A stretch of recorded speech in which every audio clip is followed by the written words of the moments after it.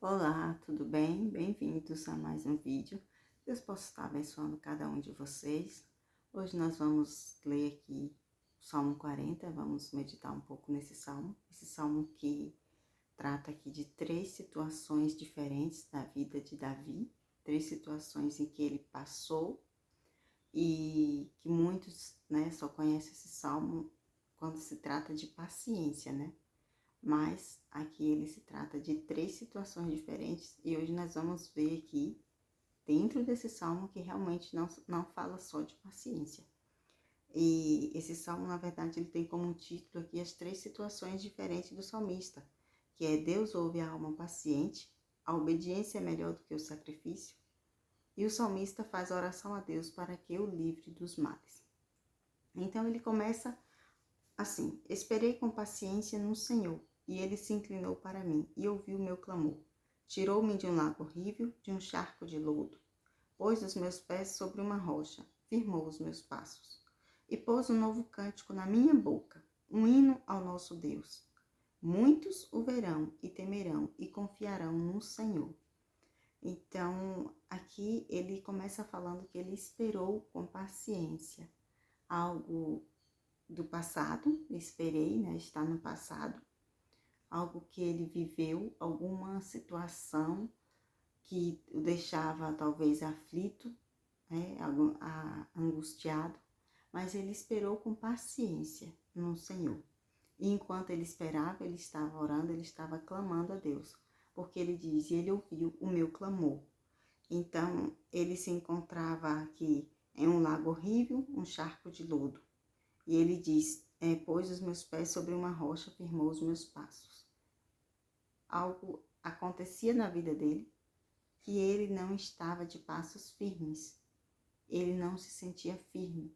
Era algo que era de aflição, de angústia, de temor, e isso não lhe causava firmeza.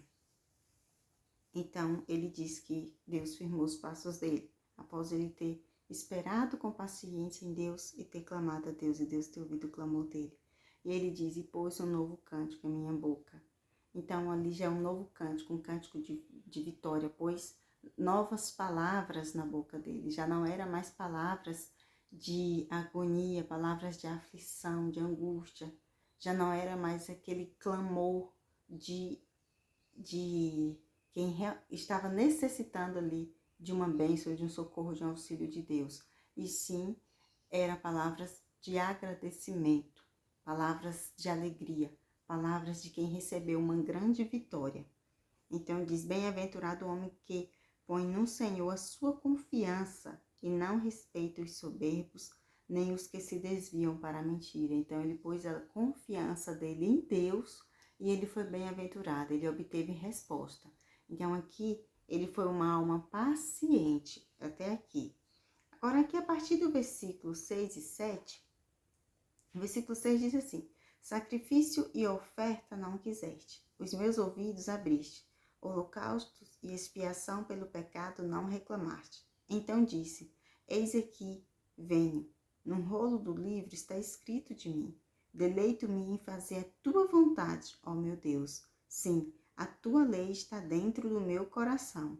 Então aqui é a obediência, a parte da obediência, onde ele obedeceu, onde ele diz, deleito-me em fazer a tua vontade. Eu tenho prazer em fazer a tua vontade, ó Deus.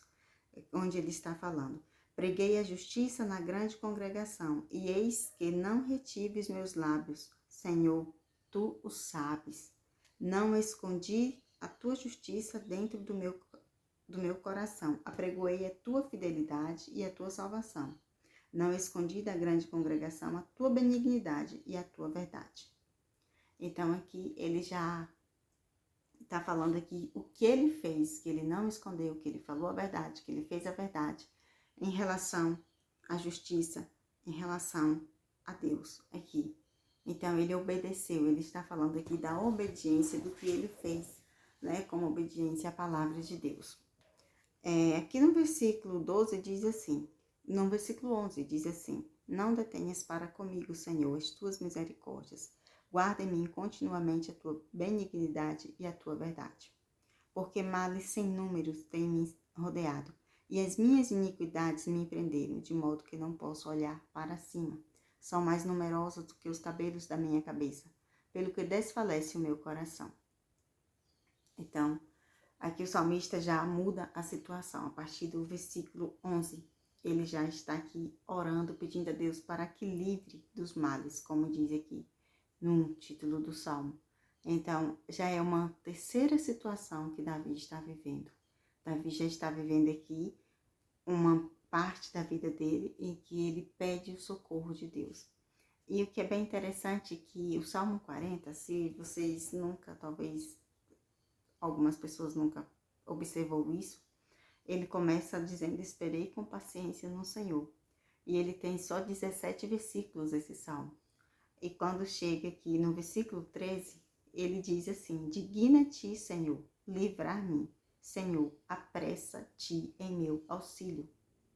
Então, muitas vezes, meus queridos, muitas pessoas, como já até aconteceu comigo, pessoas de fora não conheciam a minha situação, a minha realidade, e chegar para mim e falar: sai do Salmo 70, vai para o Salmo 40, sem saber ali o que eu estava passando naquele momento. E eu já ouvi outras pessoas ouvindo isso.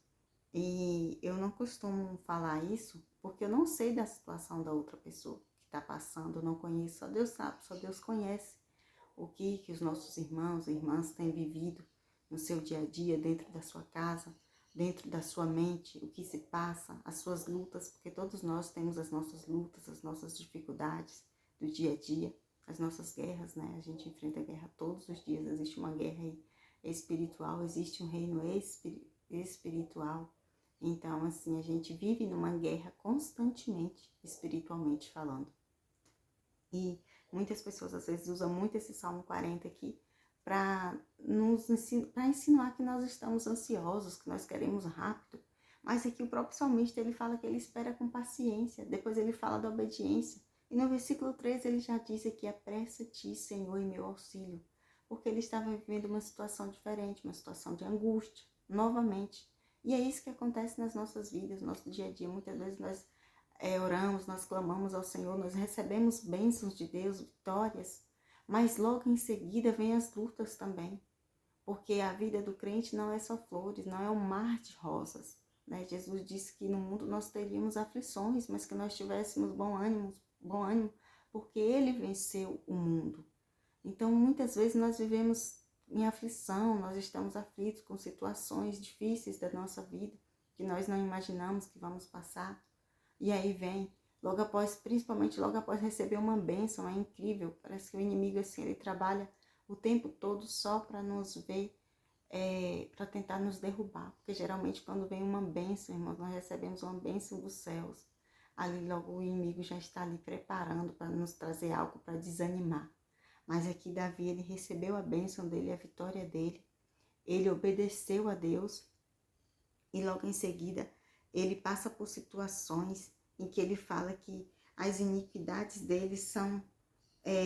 as minhas iniquidades me prenderam de modo que não posso olhar para cima. Fala que são mais numerosas do que os cabelos da cabeça dele. Então ele fala assim: Senhor, digna-te livrar-me, apressa-te, Senhor, meu auxílio. Então ele pede para que os inimigos dele sejam confundidos. Aqui no versículo 14 ele fala: sejam confundidos e envergonhados os que buscam a minha vida para destruí-la. Aqui já muda a situação. O jeito que ele escreveu aqui já é uma situação de quem está totalmente angustiado e aflito, passando por muitas situações difíceis. E o versículo 17, para nós terminarmos, diz assim: eu sou pobre e necessitado, mas o Senhor cuida de mim. Tu és meu auxílio e o meu libertador. Não te detenhas, ó meu Deus. Então, o versículo 17 aqui, ele finaliza humilhando-se perante de Deus.